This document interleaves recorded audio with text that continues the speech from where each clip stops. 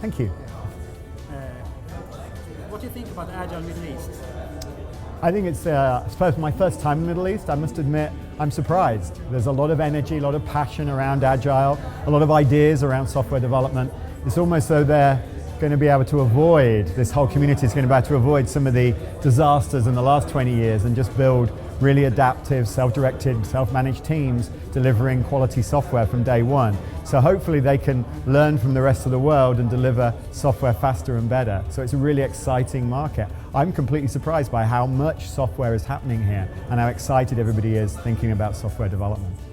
Yeah, the future is looking bright. Yeah.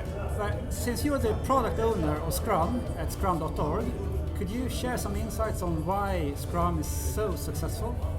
I often spend a lot of time thinking, why has Scrum become so successful? 90% of Agile teams are using Scrum today.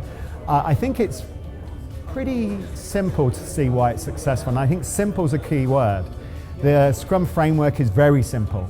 You know, it's 3 roles, 3 meetings. The entire definition of the framework is about 19 pages of the Scrum guide, and I think that makes it easier to adopt. I think also, honestly, it solves that problem that Agile has, which is how do you organize a team?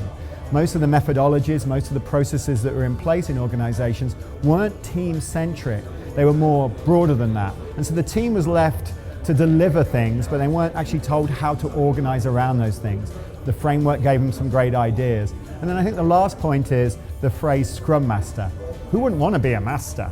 So I think that became popular, as obviously everybody wants to be a master. So I think that in itself was a really good term that Jeff and Ken used, that everybody then caught on to and wanted to use. Thank you. You did a session here on, since Scrum is turning 21 now, Yep. So you did a session on the history of Scrum, but also on the future. So what do you think about the future of Scrum? I think it's 21 years old, so it's just got its driving license, finally can vote, is leaving home, maybe it's finished college. I think that really defines, that analogy or that metaphor for Scrum in terms of growing up really holds true. I think Scrum has become the most popular mechanism for organizing teams, but I think it's incredibly popular, but I'm not sure that the teams are as effective as they could be. So I think there's 4 things that are going to happen to Scrum in the next 20 years. One's around measurement, determining exactly what success really means for a team. And those measurements aren't going to be internally focused, they're going to be externally focused. I think teams are going to have to think a lot more about done and what really done means. You know, delivering working software to your customers is what done means. And all of that stuff that we kind of do today is going to be forgotten. I think organizations are going to think a lot more about scaling Scrum. How do you get multiple teams to work together? Not in terms of an organizational transformation, but in terms of a product delivery capability. And I think the last point is around professionalism.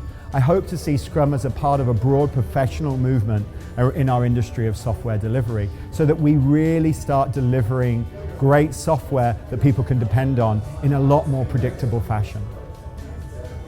Yeah, I think you're right. And I know that in the Middle East, a lot of companies are looking at Agile now and want to get started. Yeah. So could you give some advice on how to actually get started with Agile?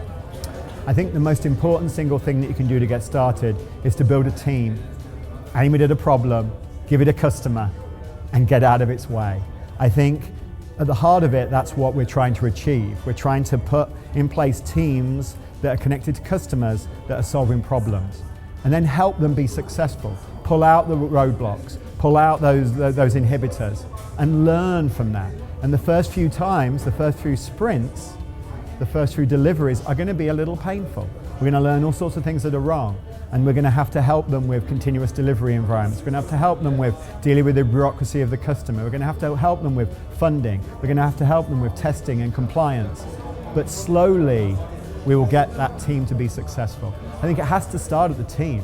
I think you have to start at the team, but you have to allow those teams to be successful. There's one seminal piece that was written in '86 called The New Product Game from the Harvard Business Review.